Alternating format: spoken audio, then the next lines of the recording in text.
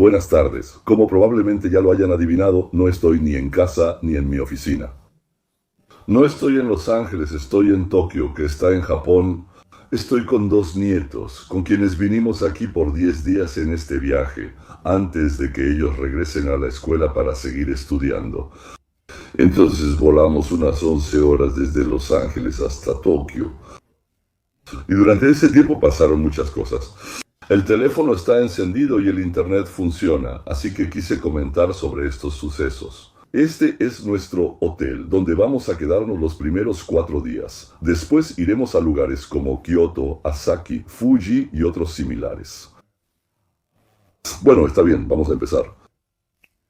Estamos tan acostumbrados a la lucha constante entre la izquierda y la derecha que ya olvidamos cómo se ven los proyectos de ley que son promovidos por ambos partidos.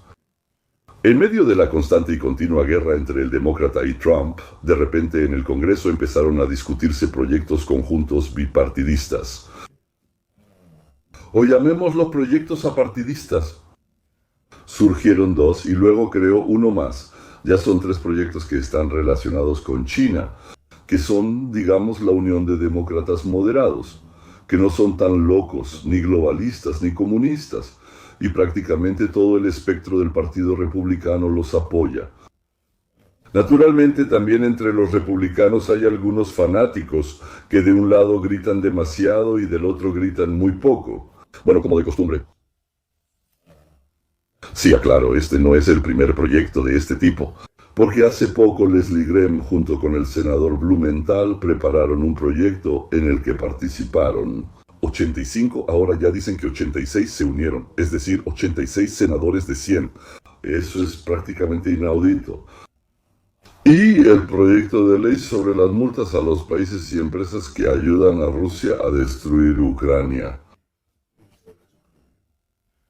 Pero detrás de esto, de repente, a pesar de la ferocidad, el odio, incluso por así decirlo, las piedras en las calles, los incendios de autos Tesla y los ataques a la policía, los miembros del Congreso se unieron en una, por así decirlo, exigencia de frenar a China. La unión no ocurrió debido a los métodos completamente bárbaros con los que China reprime a las minorías étnicas en su país. ¿Cómo tratan allá cualquier disidencia con las constantes amenazas de China de apoderarse de Taiwán? Es decir, China surgió de uno de los países que en realidad era relativamente pacífico, porque la historia de China es un constante ataque hacia China. China, por así decirlo, violó. Lo que se dice, casi nunca fue el agresor. Así es como se convirtieron en uno de los peores violadores de los derechos humanos en el planeta. Además, la retórica de China en los últimos años ha cambiado y ahora incluye llamados a someter al mundo entero, algo que China nunca había planeado ni intentado hacer en toda su historia. Por cierto, sí, tal vez lo pensaron, pero nunca lo intentaron. Pero entonces, en realidad, un chino y un comunista chino son dos cosas muy diferentes. 2 proyectos de ley. Además, un tercero está en proceso. Esto, por supuesto, ayuda a Trump en sus esfuerzos económicos, en la lucha económica. Incluso, quiero decir, en la lucha, probablemente así se diga, en la contienda, en la confrontación, en la lucha. El horror con China. La verdad es que Trump rodeó a China, por supuesto, con sus socios, a quienes vamos a proteger, es decir, Corea del Sur, Japón, Filipinas, Vietnam, Australia, con quienes los chinos están intentando mucho hacernos pelear. Y probablemente lo más doloroso para China es la India. Con Pakistán también todo se complicó para China, aunque fue porque los obligamos a firmar un tratado de paz con la India, mientras que China los convencía de ir a la guerra, por razones que ellos mismos comprenden. Otro punto en el que coinciden los intereses de demócratas y republicanos es la compra de tierras agrícolas en Estados Unidos por parte de China. Y muchas veces estas tierras están cerca de nuestras bases militares y varios centros tecnológicos. Y sospechamos que eso no es una coincidencia.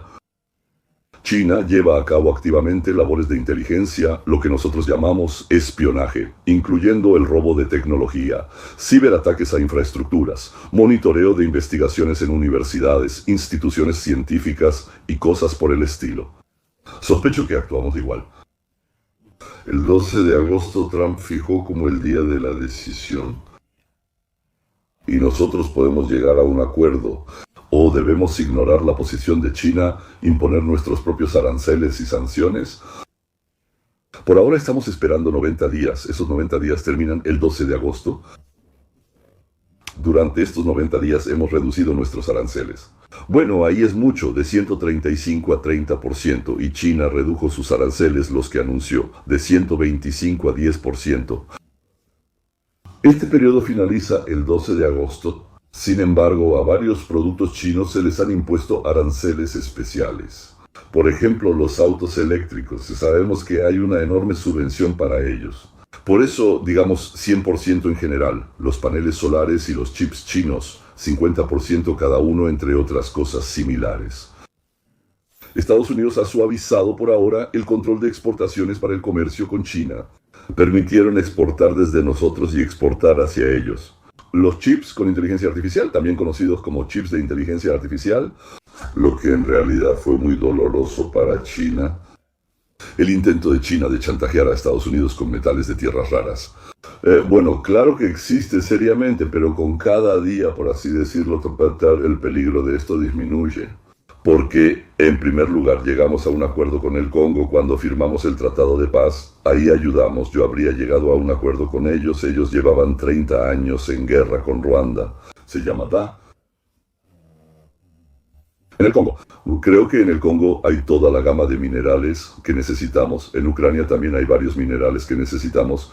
Pero ahí las partes no quieren terminar la guerra simplemente deteniéndose. Y en general por eso no se sabe cuándo estarán disponibles esos minerales. China tenía varias ideas sobre cómo podría desarrollarse la lucha de Trump contra todo el mundo. Esperaban que Japón rechazara las condiciones comerciales y que la India fuera un socio más complicado. Las negociaciones se prolongarán durante años. Lo principal es que estaban seguros de que la Unión Europea, debido a su estructura interna con 20, 27, de repente olvidé cuántos, 30 países. La Unión Europea no podrá llegar a un acuerdo con Trump. A los ojos de muchos eso sería una traición a los intereses de Europa. Además, rendirse ante el bandido Trump habría sido fatal. Como sabemos, India, Japón, la Unión Europea estuvieron entre los primeros en firmar, y también Gran Bretaña. Así que lo que sucedió durante décadas les resultó beneficioso. Pero cuando se trató de insistir y luchar por algo que claramente no le convenía a Estados Unidos y tener una guerra comercial con Trump, decidieron que era mejor una mala paz que una buena guerra. Esta es una guerra de desgaste económico, no me refiero a armamento militar. Obtuvieron a Estados Unidos dispuesto a seguir defendiéndolos de la misma Rusia y del mismo China. Es decir, al hacer un acuerdo comercial, también obtienen nuestro paraguas, por así decirlo. Y ahora vamos a analizar los conflictos mundiales. Hoy en el planeta hay tres fuerzas, cada una capaz de influir en la vida de todo el mundo a su manera. Son China, Rusia y Estados Unidos. Turquía también está presente, pero aún no alcanza el estatus de potencia mundial. Está la India, con 1.500 millones de habitantes, incluso un poco más, creo yo. Pero por ahora no pasan de ser potencias regionales. Por cierto, no siempre gana el más grande o el más musculoso. Normalmente gana el más astuto, inteligente, precavido, el que sabe hacer planes. Por ahora, en Turquía e India no vemos a ese tipo tan astuto. Aunque dicen que Erdogan es el líder ahí, él comete errores graves de vez en cuando. Ahora les explicaré a qué me refiero con un líder serio, no a los errores. Digamos, en la Unión de Repúblicas Socialistas Soviéticas, en su tiempo, apareció un genio. Llámenlo genio del mal, pero genio al fin y al cabo, Iosif Djugashvili, apodado Stalin. En ese entonces estaban de moda los apodos como Molotov, Kamenev, Stalin. La Unión de Repúblicas Socialistas Soviéticas era una de las potencias mundiales en ese tiempo, junto con Estados Unidos, Alemania e Inglaterra. Stalin ideó un plan para que Estados Unidos e Inglaterra ayudaran a la Unión de Repúblicas Socialistas Soviéticas a conquistar el mundo. Algunas cosas después no salieron exactamente así. Les revelaré un secreto, en su mayoría no salió así.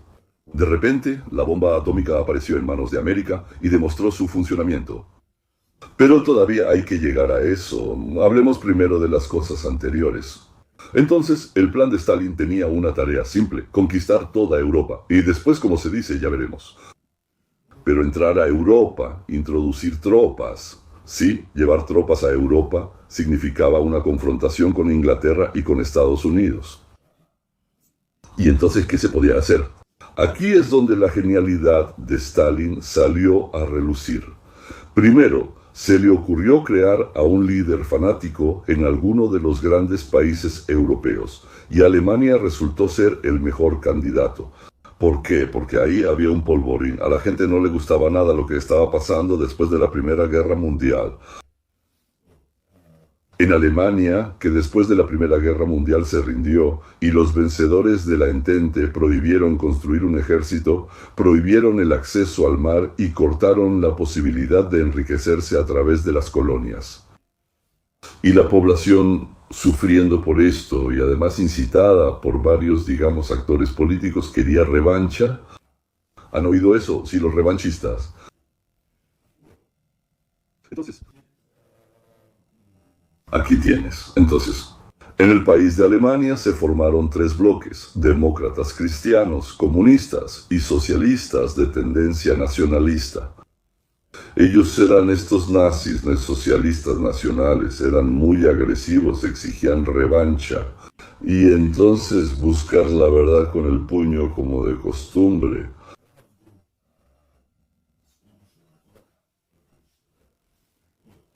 La Entente realmente los privó de una buena vida, los ofendió y los separó de María, entre otras cosas. Y por eso tenían motivos para estar resentidos. Se puede decir que ellos tienen la culpa de la Primera Guerra Mundial, pero eso es una cuestión bastante debatible. Durante las elecciones al Bundestag, ninguna de estas tres fuerzas políticas obtuvo el 51%. Y todos estaban seguros de que los nazis, los nacionalsocialistas que iban a la cabeza, no podrían formar un gobierno porque no lograrían obtener el 51%, y que los comunistas y los demócratas cristianos se unirían. Pero la llegada de Stalin, o mejor dicho, la orden de Stalin, cambió algunas cosas. Es decir, la orden de Stalin, yo diría, cambió algo. Stalin lo prohibió en ese entonces, por así decirlo. La Unión de Repúblicas Socialistas Soviéticas era como el líder y dueño de toda esa internacional comunista, y Stalin podía darse el lujo de manejar todos los partidos comunistas del mundo. Porque además, como se dice, les pagaban dinero, les daban apoyo y también los ayudaban con asesinatos y cosas así. Así que, por orden de Stalin, los comunistas salieron del bloque y Hitler se convirtió en primer ministro de Alemania. ¿Cuál es el siguiente paso? Stalin apoyaba el deseo de Alemania de recuperar todas las tierras perdidas y suministraba a Hitler energéticos, metales y todo aquello que Alemania no tenía. Por cierto, Stalin sabía que sin él los tanques y aviones de Alemania no funcionarían y que no se fabricarían nuevos tanques ni aviones. El siguiente paso fue engañar a la antigua Entente, haciendo creer que la Unión de Repúblicas Socialistas Soviéticas era muy débil y que Hitler podía conquistar fácilmente todo el país.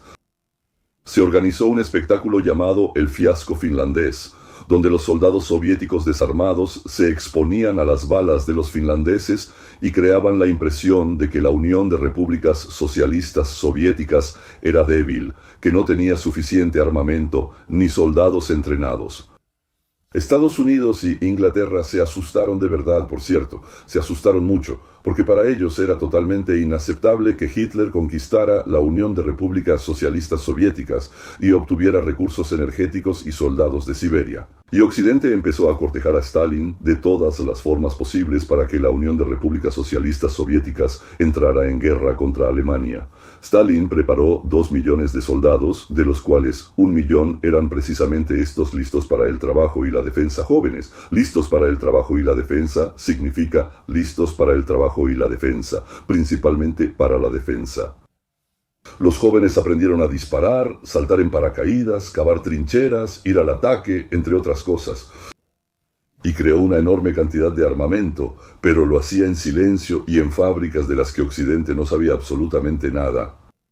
Entonces, Stalin le informó a Churchill y Roosevelt que la Unión de Repúblicas Socialistas Soviéticas no tenía recursos, y al país empezaron a llegar armas, acero, alimentos, camiones, todo solo para que Alemania no conquistara el territorio de la Unión Soviética. La unión de China y Rusia provoca horror, como si fuera el final, similar a lo que sucede ahora. Con la ayuda estadounidense, la Unión de Repúblicas Socialistas Soviéticas ganó la guerra, ocupó Berlín y empezó a prepararse para conquistar el resto de Europa. ¿Cómo sucedió lo inesperado? Estados Unidos demostró que podía alcanzar a Joseph Stalin en cualquier refugio antiaéreo de Moscú usando la bomba atómica. Después de la primera en Hiroshima, Joseph Stalin se quedó atónito. Después de la segunda en Nagasaki, canceló la operación ofensiva de las tropas soviéticas en Europa. Es decir, incluso para un genio hay control, pero no siempre.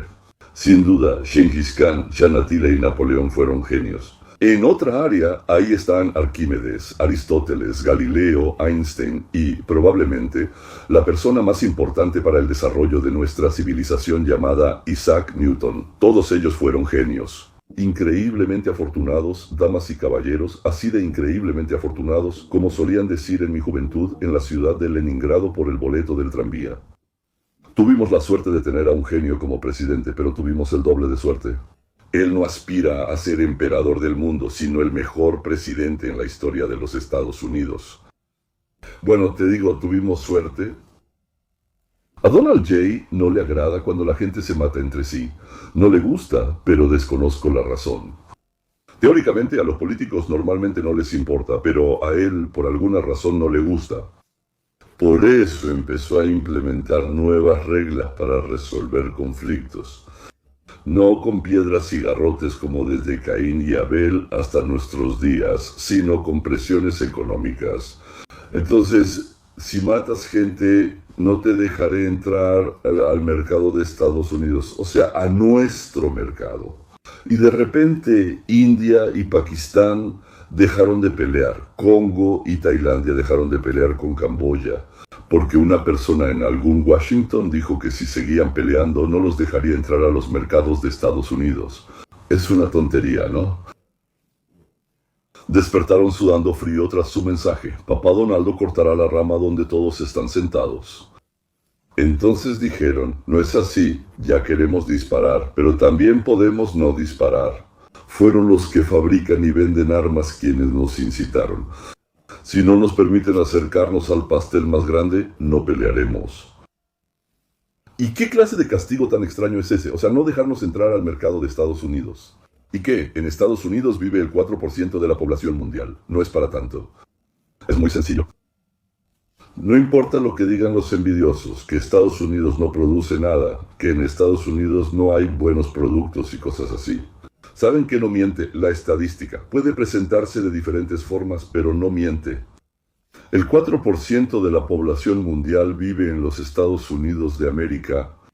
En teoría deberíamos recibir el 4% del flujo de dinero mundial. Bueno, 5, bueno, 3, bueno, 6, pero nada de eso. Casi una cuarta parte, 24% del dinero que circula en el mundo va a parar a Estados Unidos. Todos quieren vendernos algo, pero somos tontos. No producimos nada y aún así siempre quieren comprarnos. 24% de todo el dinero que circula por el planeta y luego resulta que todos corren para acá a vendernos algo. Correcto. ¿Por qué? Tenemos el 24% del dinero mundial debido a nuestra riqueza. Por cierto, gastamos más de lo que recibimos. Con eso también estamos empezando a luchar ahora. ¿Y si los estadounidenses dicen, ya no vengan aquí, no vendan aquí? ¿A dónde van a llevar sus productos? ¿Dónde van a ganar dinero? ¿Cómo van a comprar una buena vida? Me refiero a los políticos, a los jefes y a gente así.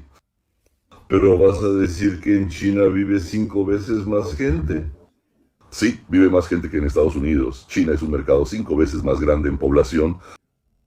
No, señores. Miren, de lo que se trata es lo siguiente. Vamos a comparar tres fuerzas, las que mencionamos anteriormente. El territorio más grande del mundo, con todos los recursos minerales, es Rusia, el mayor complejo industrial del mundo, con 1.500 millones de habitantes trabajadores y respetuosos de la ley, es China. Y 350 millones de estadounidenses, la mitad siendo afroamericanos, latinos e inmigrantes de diversos orígenes. Y no son muy educados, son inmigrantes que buscan una buena vida, pero que aún no saben cómo ganársela. Entonces, ¿por qué el mercado de Estados Unidos es el principal mercado del planeta? Porque el poder adquisitivo de un residente en Estados Unidos es varias veces, al menos varias veces, mayor que el de un ruso o un chino. Empecemos con Rusia. Afirman que Rusia carece de industria, pero eso es falso. Los rusos no se van a dormir con hambre y no visten harapos. Es decir, Rusia vende algo y subsiste gracias a esos ingresos. Entonces el problema de Rusia es que está parada sobre una sola pierna, y esa pierna se llama recursos minerales. Y Rusia depende total y completamente de las fluctuaciones en el precio de esos mismos minerales. Cuanto más guerras y conflictos hay en el mundo, más suben los precios de los minerales. Pero si hay una guerra global, se compran menos portadores de energía, y aunque el precio sea alto, las ganancias disminuyen. Es decir, Rusia por eso siempre quiere incendios en todo el mundo y los crea, naturalmente, pero no quiere guerras globales. A Rusia es fácil detenerla bajando los precios de los portadores de energía o cerrándole el acceso a ciertos mercados. Por eso Rusia depende tanto de los compradores, por ejemplo, de China, y le teme tanto a la competencia como Estados Unidos, bueno, los sauditas y otros. En Rusia no hay diversificación de la producción. Además, todos los que trabajan en el sector de los recursos minerales, en realidad son las únicas personas que pueden comprar algo del extranjero. Y todos los que no trabajan en este sector no tienen los medios para adquirir productos extranjeros. 3/4 partes de Rusia no tienen los medios para adquirir nada, excepto productos rusos de baja calidad y primitivos. Entiendo que me criticarán y dirán que Rusia produce productos no primitivos. Averigüen cuánto ha robado para producirlos. Todo lo que hace, lo que llama producción casera, es en realidad robo. La enorme Rusia, con 140 millones de habitantes, es un mercado varias veces más pequeño que California, que tiene 40 millones de habitantes, y es un mercado poco confiable. Porque mañana los precios del gas y el petróleo pueden bajar y Rusia no podrá comprarle nada a nadie. China, por el contrario, lo produce todo, sin tener recursos naturales propios. Pero China también tiene un pequeño problema. Ese país es un enorme campo de concentración con una poderosa producción. Pero los prisioneros no pueden comprar absolutamente nada. No tienen con qué hacerlo, ni propio ni ajeno. China depende de las ventas al extranjero tanto a Estados Unidos como a Europa. Es decir, no, China colapsará.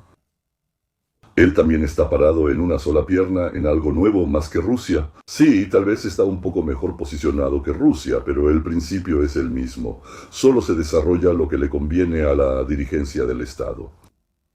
Para la población esto es simplemente sobrevivir, en donde, además del pan, bueno, tal vez ahora hay algunos espectáculos adicionales, pero no hay ninguna perspectiva. Entonces, ¿para qué esforzarse? Allá nadie se esfuerza. Los esclavos siempre trabajan. Mucho peor. Aquellos interesados en los resultados de su labor. Bueno, ¿y Shah? ¿En qué se diferencia Shah? Es un caos total. Cada persona actúa, compra, vende y fija precios a su antojo. Y cuando le sale bien gana, pero cuando no le sale pierde todo y se arruina él mismo. Para sí mismo es la ganancia y para sí mismo también la pérdida. Claramente este no es un mercado libre. Damas y caballeros, el gobierno socialista roba tanto como puede y como le es posible. El 50% se lo quitan de su salario, luego otro 5 o 10% como impuesto a las ventas, luego otros 5 o 10% como varios impuestos a la propiedad por los cuales ya hemos pagado. Impuestos para carreteras, escuelas y gasolina, uno tras otro. ¿Y la ayuda a Camboya? ¿Para qué? Porque los partidos democráticos, digamos, y los republicanos también, hay que sacar el dinero al extranjero para que sea más fácil robarnos.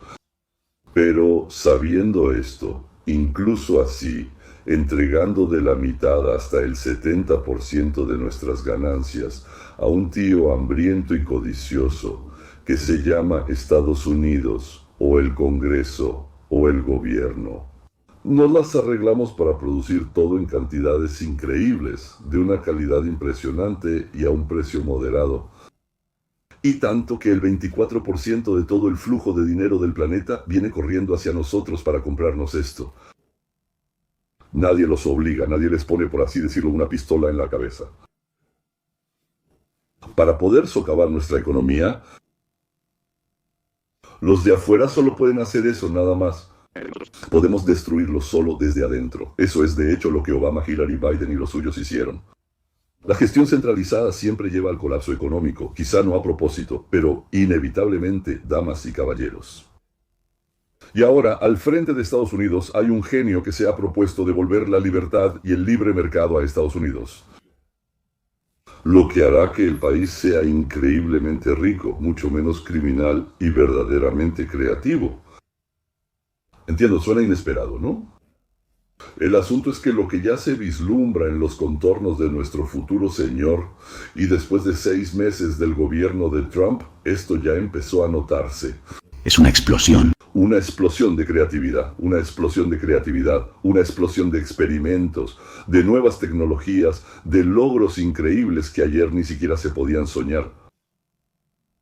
¿Qué nos puede detener? Es una guerra nuclear.